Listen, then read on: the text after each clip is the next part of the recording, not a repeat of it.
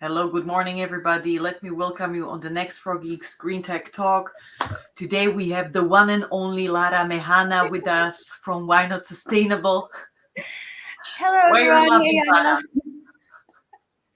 Yeah, good, it's good. Thank you so much for having me here. Yeah, I'm really excited to be sharing about this topic today.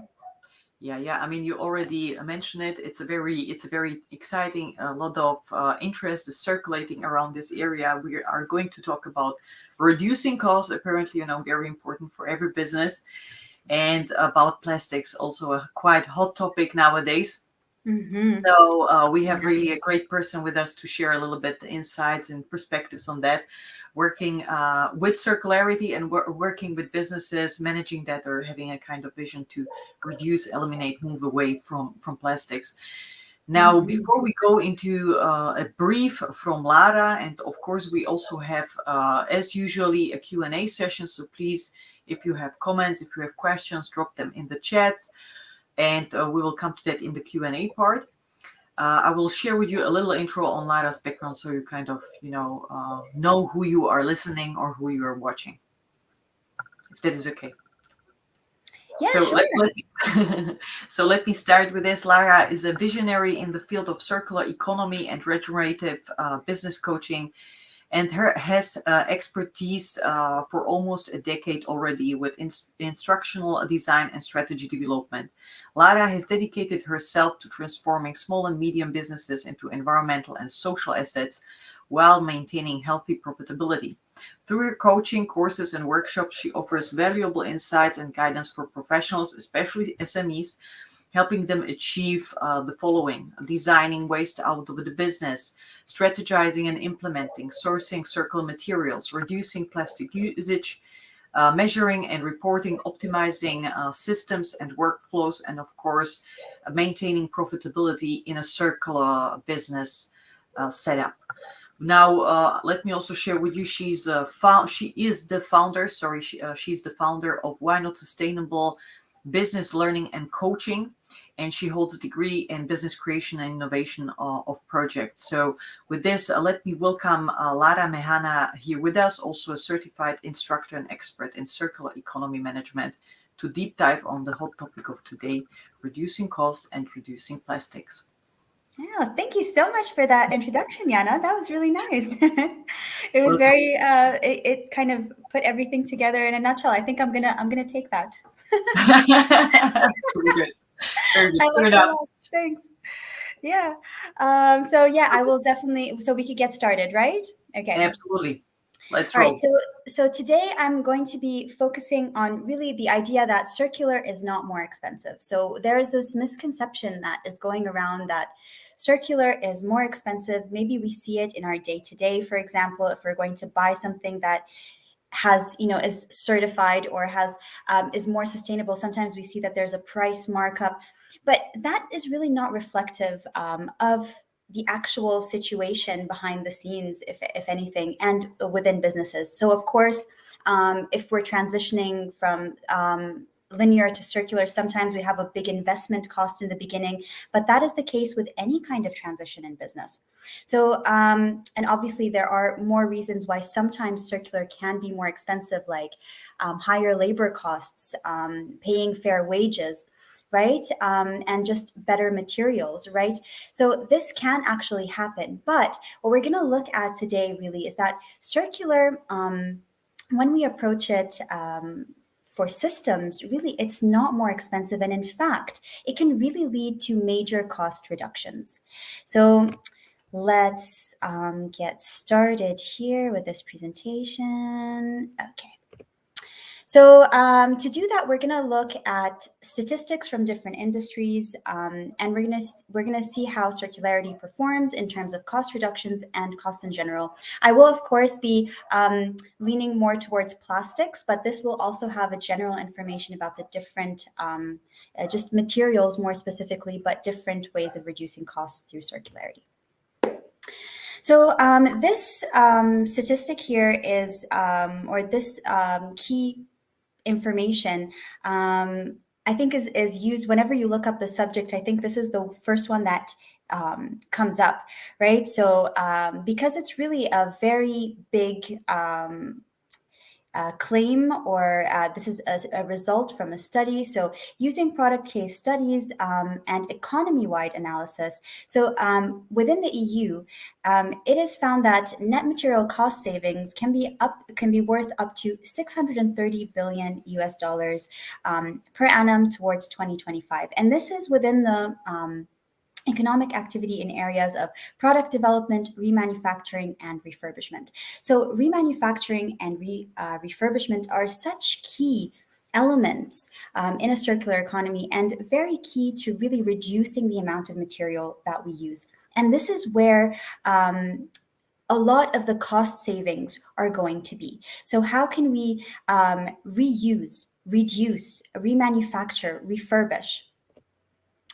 So I wanted to talk here just on the different stages, so and different scales. So here, in the first kind of bit of information that I share, you'll see that this is EU-wide, but of course it's reflected per business, right? And then here, this talks about municipalities. So according to McKinsey, municipalities can spend up to 50% of their budgets on solid waste management.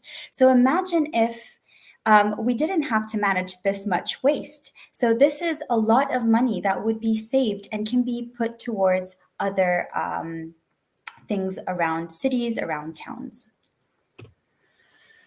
This here is just, here I get a bit more specific onto plastic. So 95% of plastic packaging material value, $120 billion annually, is lost after first use. So this is such a big amount of money that we can be really saving by avoiding this type of plastic packaging. And plastic packaging is single use, so we're thinking about this disposability. So when we remove the idea of disposability and we bring in more circular behavior like return, for example, we can be saving a lot of these costs, and this is material value that is lost, and after only its first use. So this also includes related also to recycling, but we know that recycling of plastic is really not effective or efficient. So here I'm getting into also other industries. So this is another study that was done from 150 fashion companies that were introducing circular practices. So circular practices can be anywhere from repairs to renting to recycling fabrics. So upcycling. So all of these circular practices from these 150 fashion companies, 38% reported cost decreases. So they managed to decrease cost by implementing these circular practices. And 32% reported an increase in profit. So these are great figures as well here to see, especially in fashion, because we know it's such a polluting industry, and especially with all the plastic that is there in fashion. So obviously this material being circulated and kept at its highest value is included in this, and this obviously reflects also a reduction in the use of plastic in fashion. So here I just wanted to include just different figures also, that it's not just related to plastic. Circularity in general and just resource efficiency is a big cost saver. So Walmart, not my favorite, of course, of companies, but they've managed by improving fuel efficiency to decrease and save $11 million in a single year. So maybe we can take, if you have anything to say or add, Jana, before I move into cases that are more specific. So we'll see kind of more on a scale of SMEs. I have a couple of examples that demonstrate cost reductions as well. Do you have any comments or do you have any questions? For now, let's go. I mean, pretty interesting data that you're sharing. So I believe, a lot of people are interested in this, and so let's move into the smaller segment, the SMEs. What's their impact they're gaining over here? Okay, very good. So here I wanted to get more specific. particularly the idea of single use is cheaper, disposable is cheaper, plastic is cheaper. It's really not. So this example here also demonstrates that even the initial investment is lower for reusable versus disposable. So this example here is from a food service operation that trialed reusable dinnerware, and so plates, for example, versus disposable dinnerware. It's very interesting to read this article. So if you want the links for any of these studies, I can share them. I can share this presentation later. But in this here in particular, I thought it was so interesting because they demonstrate that even the initial investment was lower for them. And they show it here. So disposable dinnerware, and here they were using styrofoam plates. So obviously very terrible material because virtually cannot be recycled, will not be recycled. And they show their results over 2 years.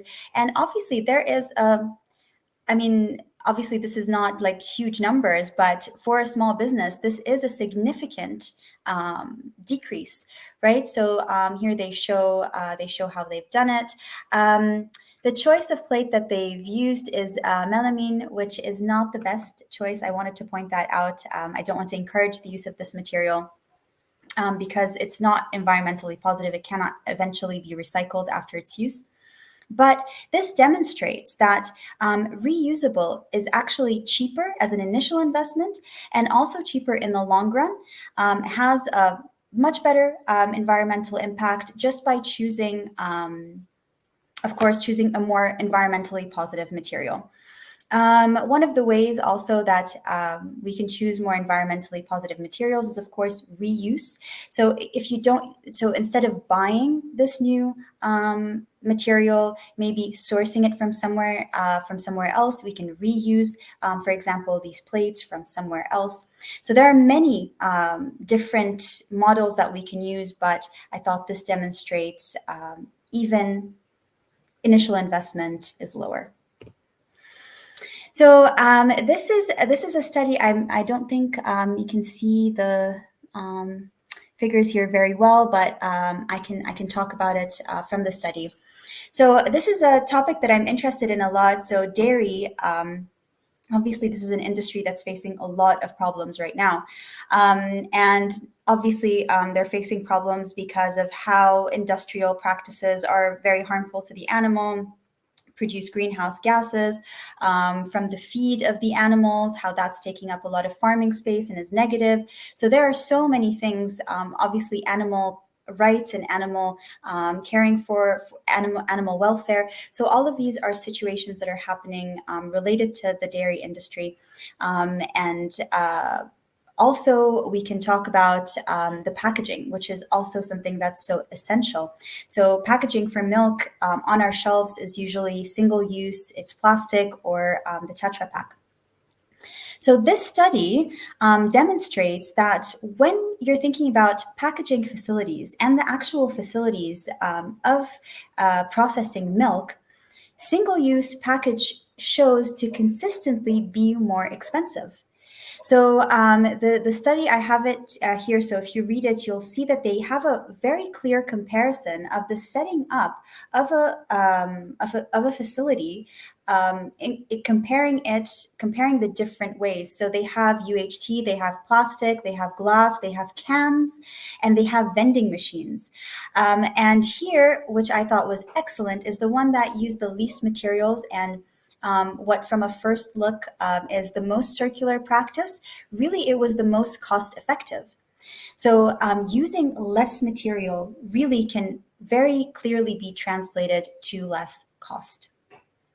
So this I think there's just so much room for businesses like this, especially I think this could help the dairy industry that is really struggling now, just to move away also from plastic and improve the quality that they are offering, of course, moving from industrialized practices as well. So yeah, I thought this was also quite valuable. So, when it comes to packaging in particular, and why there's such a misconception, I think, or even when you come to kind of do the step on your own sometimes as a business, you will find that one for one, of course, plastic packaging at the moment is cheaper. If you're considering it, as we're saying, that you're assuming that you're changing from the plastic package, the disposability of the plastic package, one for one. So instead of using plastic, you're using, let's say, seaweed packaging, or instead of using plastic, you're using PLA, which is not a very good option. We can talk about that later. But or you're using, for example, you're trying to replace. Let's say plastic for glass, right? So one for one, you're always going to find, most likely you're going to find that plastic is going to be cheaper. But a circular economy inherently uses less materials. So, and this is particularly new materials as well, so virgin materials. If you're going to replace package for package, this is possibly not the most circular solution in the first place, and it will likely make it more costly. So, what are your options here? So, step one would be to reduce any need for materials in the first place. So, in a previous session, I think with you, Yana, and also I have a video of this on my YouTube channel as well, just still a mini channel. But so, there is a video where I talk in detail about what are the steps you can do to replace plastic packaging in particular. So, if you're here, I'm just going to be very brief about it, but if there's unnecessary packaging, so you have to assess what is really the necessary packaging that I'm using. Do I really need this packaging? And then from there, just that there's a reduction already. And then going to return schemes, for example, or going to changing the design of the product, or going to changing the materials within the product. So there are many ways where you can reduce the amount of packaging that you use, and then whatever packaging you will end up using that is not plastic and has a more positive impact on the environment will actually have a lower price. So avoiding this one for one package, because it's likely going to be more expensive.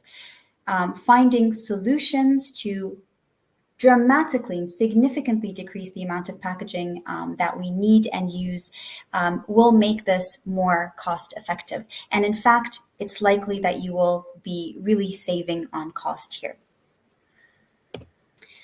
So here I just wanted to kind of show again, demonstrate the scale of saving. So 630 billion EU wide. This is in manufacturing and material cost savings. Municipalities can be saving on the solid waste management, which they spend 50% of their budget on. Businesses, and this is just in some fashion companies. So obviously we can use figures from across industries, but here I just wanted to use this because it was in the presentation.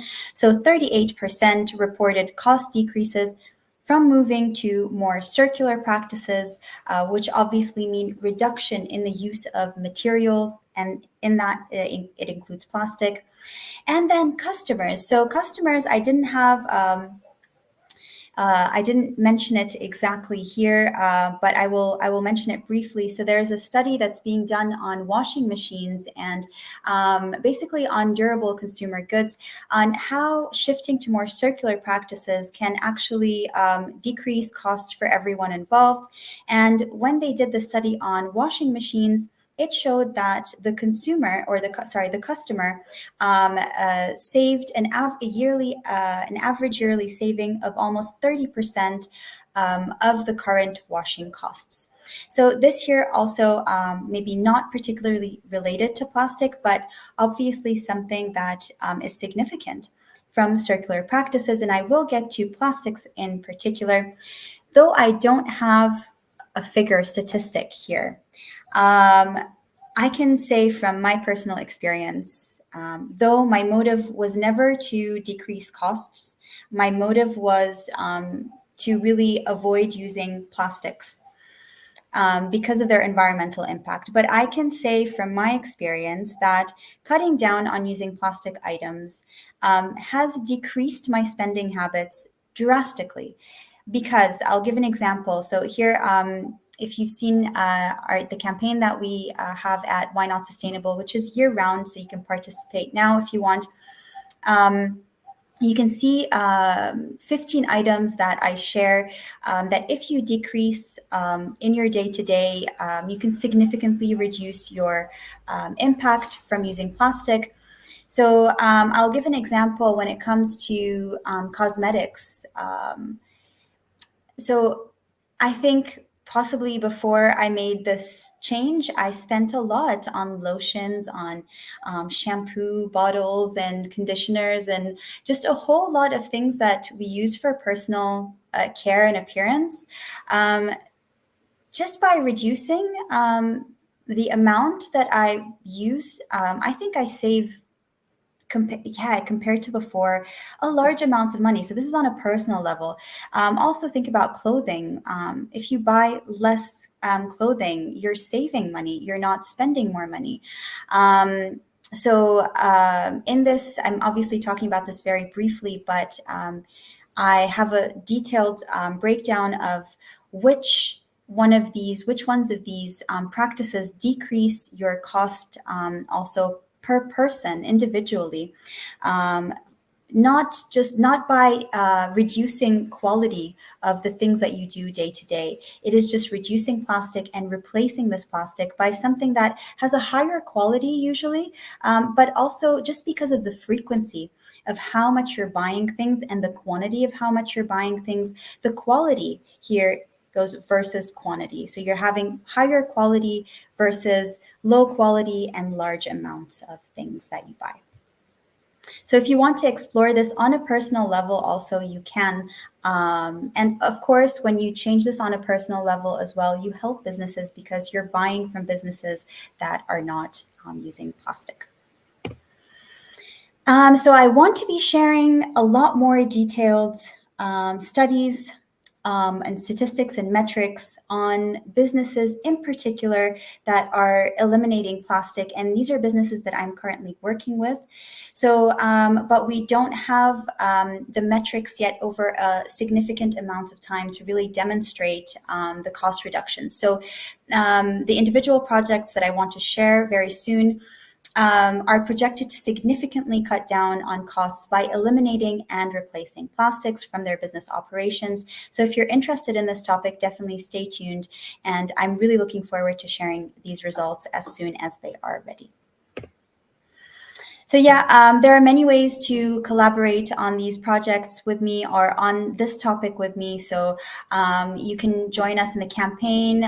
We can work on this in your business together, courses, coaching. So if this is a topic that you really want to work on really eliminating plastic from your business, and at the same time, making sure that your cost doesn't spike up, there are ways to do it. We just have to figure out how to use the resources around us, how to choose where we're using material, how to adapt our products to the market. Of course, that also includes market research. So there's a lot of things that go into this, but if this is a topic that you're interested in, definitely be sure to contact me and we'll talk more about it.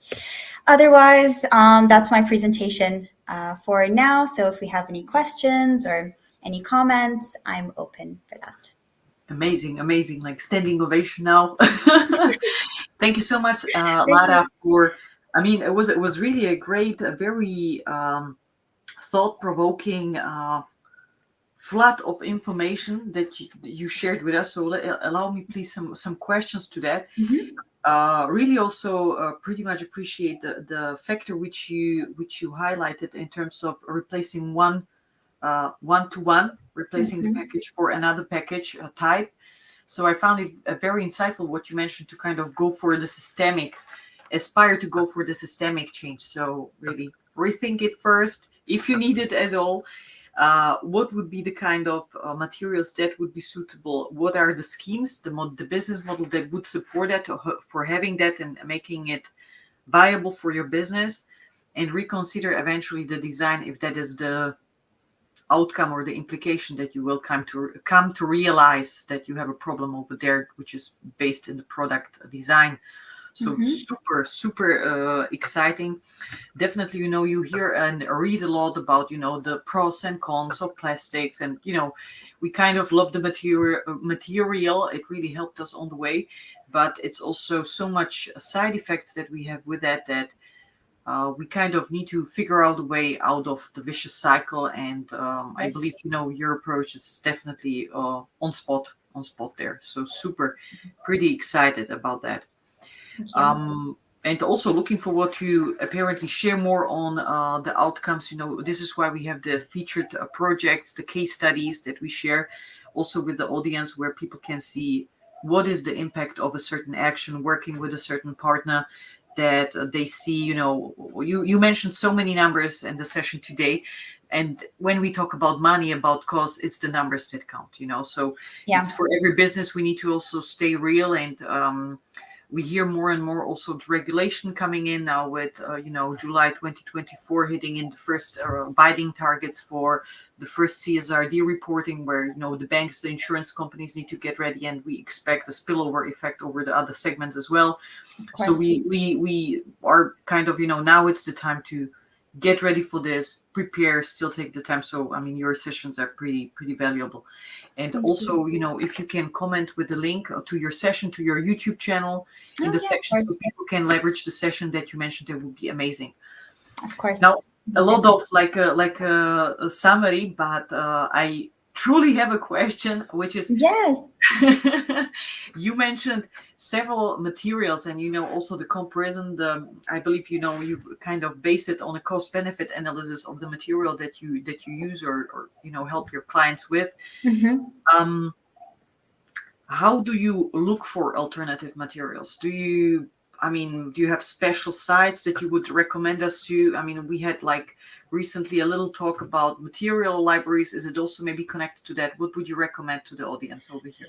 Okay, so great. There are two ways to approach this, at least if I'm going to simplify it. So there are two ways to approach this. Um, the easier way, generally, or the more immediate way to work with this is to go for materials that are already on the market. Okay, so going for materials that are already on the market that have established systems of collection, of recycling. Okay, so why this? Because the new materials still require development. No matter how much we're saying they're excellent, they're here, they're great, but still, in terms of the infrastructure that we have for collection and processing, we're not yet there in most cities, in most towns. So, going for, especially if we're going to talk about, for example, packaging, going for returnable solutions, going for using what is already there that is avoiding plastic. So we have anywhere from aluminum to glass. So these are materials that have already very good recycling facilities Mm-hmm. and collection facilities. Mm-hmm. And if we can, I mean, glass, I actually spoke about this not too long ago. Glass cannot be used as a single use item. It's ridiculous because it has so much value. And when you use it as a single use item, we're wasting so much energy in it, right? So, Absolutely. Mhm. this is, I would say, the first step. However, if we're going to go for more systemic changes, Mhm. return and returnable materials, still going for materials that are already there, right? But here you're setting up collection systems, or you're teaming up with someone to have a collection system. So you're making sure that your product, your material does not end up in landfill after use, but you have to make sure of that. So you have to either partner with someone or become responsible for that. So this is a change in system. And then, so I'm actually going to talk about three different things. So the third one, which is Mhm. the great thing that's happening now with compostable and biodegradable and different kinds of materials that are coming up on the market. So those are great. However, we don't yet have the collection systems. If we're going to be using them, okay, we have to make sure that where we're selling them has the collection system for Mm. them, for sure. And then also, with the development, so when I mentioned in our last session about Materium, which is a website where you can Mm. develop materials with Mhm. researchers, right, which is fantastic. These are more long-term projects. So they're a great investment, but they are more long-term projects. So the key takeaway from this, whatever material you're going to use, you need to be sure that it's going to actually be collected, it's actually going to be composted, recycled, refabricated, refurbished, whatever the circular process that you want. You just have to ensure that it's actually going to happen after the product use is done. So I think this is something that I'm not seeing enough of. Mm. Yeah, definitely support all the points that you mentioned. I mean, one element that pretty much resonates with me is what you talk about glass, or when you talked about glass, because many times I mean, it's like it's sustainability is a journey. It's a discovery journey, a learning journey for everybody, even for the most advanced people that are in the scientific research field. Sure. Many times, either they are limited by the reductionist view, so they focus on their field, basically disregarding all the other connected elements, which is a big problem. Or you have just a complete lack of understanding of the material, and you just focus on the kind of superficial element, like you know which is kind of causing further problems later in the process. But when I hear you talking about plastics, or reducing plastics, eliminating plastics, in particular with glass, you have always the same discussion, which is transport cost, weight, it's lighter, emissions, and da da da da da. Now the question is, as what you said as well, is if we are able to set up local, which is the topic that we hear more and more everywhere, which is decentralization, decentralized water treatment, decentralized energy, decentralized food productions. We hear that everywhere. If we are able to also create this supply loops, local, small circles, where you can kind of create opportunities for labor opportunities locally. For the municipality, you potentially will be Absolutely. supported by some type of financing, either from European Union or wherever you sit. I believe you're gonna uh, open some discussions and open some interesting points, and the perspectives of people to create such new models for the local population. And it's of course saving you emissions on transport, and then the weight becomes less of a factor. Now we have also a question. Thank you for all the comments that we had during the session today. We have a question now from Peter Brunner Mm-hmm. here with us, and let me read it out quickly because we are also running out of time. So let's Okay. give it like 3 more minutes. The alternative materials and processes are often well known, but the decision makers don't like changes. How to motivate individuals to enter the change process into circular economy? So it depends on who the individuals are. If we're talking about customers, or we're talking about smaller businesses, but I think here the question is more related to customers. Would you agree with that, Yana? You think the question is directed more at customers, right? Individuals to enter the change process into circular economy. I Yes, think individuals, yes, it can be. Yeah. yes. Mhm. I think incentives, right? So, as we're talking about cost reductions, when you reduce costs, right, as a business, you're Mhm. also able to reduce the cost for the customer. You're also and especially when we're talking about return systems, as Yana was mentioning, also. Um, when we're talking about return systems, I'm just giving a brief example here. So, return systems in a local area.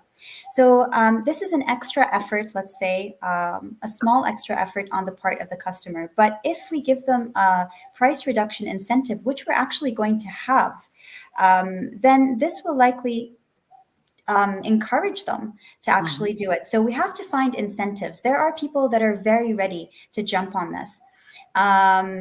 However, for people that are not, maybe cost factor and cost reduction, which is what we were talking about today, could Mhm. actually be a great incentive. Other than that, creating a different relationship with customers.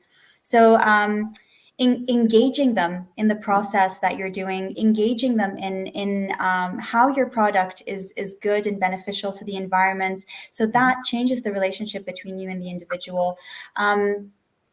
Sharing with them valuable information. There are so many ways.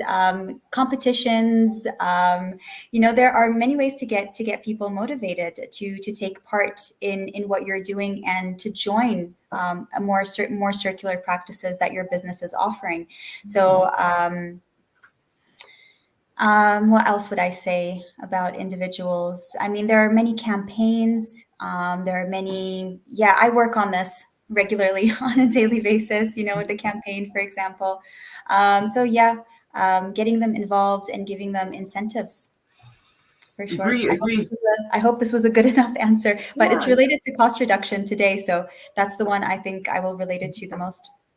I definitely support you on that.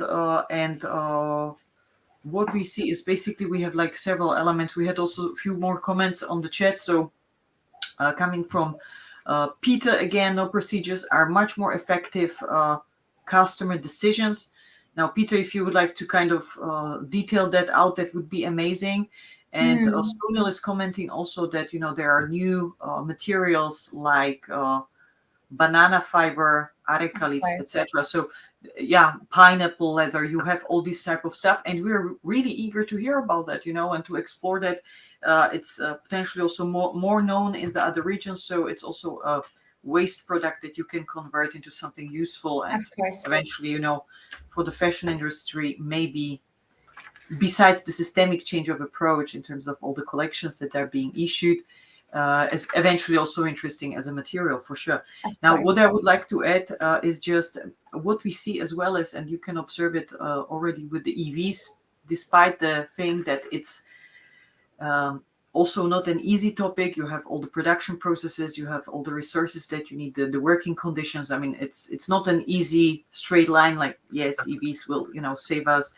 We know we have a problem with mobility. We know we have a problem with greening the cities. We know we have a problem with the ratios of infrastructure. So it's not that easy. And saying one thing will replace it, as what you say, one by one, eventually it will not work to really bring us the benefits and the results that we hope and pledge for.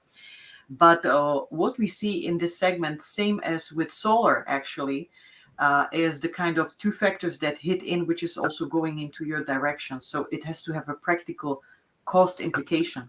If it saves you cost, people will move into the direction. That was Absolutely. the This is same with easier. energy.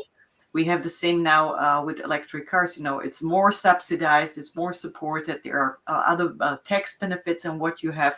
So it becomes more interesting for people. And then there is a second factor that hits in, which we hear also more and more from the different sectors and industries, that we see that eco becomes fashion. People want it because they Trend, want yes. it's trendy thing. They don't want to be seen as, hey, I'm the one that is harming the environment. I don't care about the future. I don't care. It's just me. So that's the reputational piece that is kind of starting to creep in, where kind of the people that can afford, for example, electric vehicles go for that because they don't want to be seen as somebody that is driving an old car that is just based on fossil fuels and kind of disregarding, if you Ooh, take the plain thinking.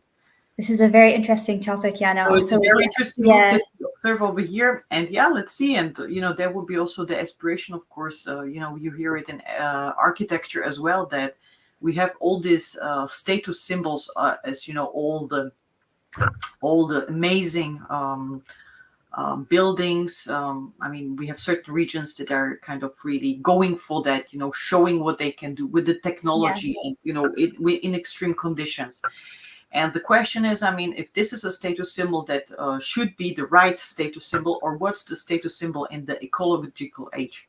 Would it be, for example, a building that is like really connected to nature? Let's make it real with the landscape. How do we use the resources? What materials do we Mhm. use? How do we take care of the people? So that's the question that I believe is going to kind of So elevate the I just discussion. want to add one tiny Please. thing here. I know we're running out of time, but I think it's so important, and this is a thing related definitely to image. Um, Yeah, if we're gonna all shift, so we have to think about materials, okay? We have to think about what new materials we actually need. Okay, so new materials are new materials, whether they're environmentally friendly or not. So sticking to what we have first and using it till we can't use it anymore is essential. So it's not circular to throw away something that is still functioning and buy something new because it's Mhm, more eco-friendly. So this is not circular practice also. So we have to balance this. We cannot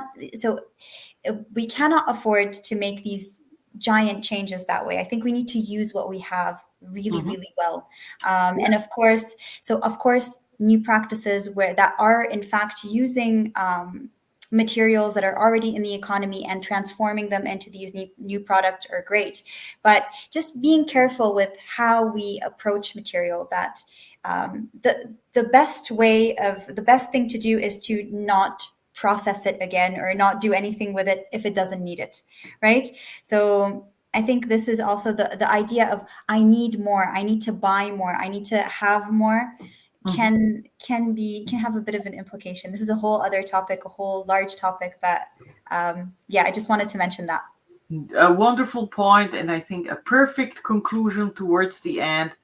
Really, really a great observation, Lara, and definitely something to kind of develop further in the community. This kind of Yeah, yeah. consciousness about what the real thing is about. So, thank you so much for your time being here with Thank us and you. sharing your insights. And I see you on the next one. Thank you, everybody, for watching Yes, this. thank you, everyone. Thanks, Yana. Bye bye. Have a great day.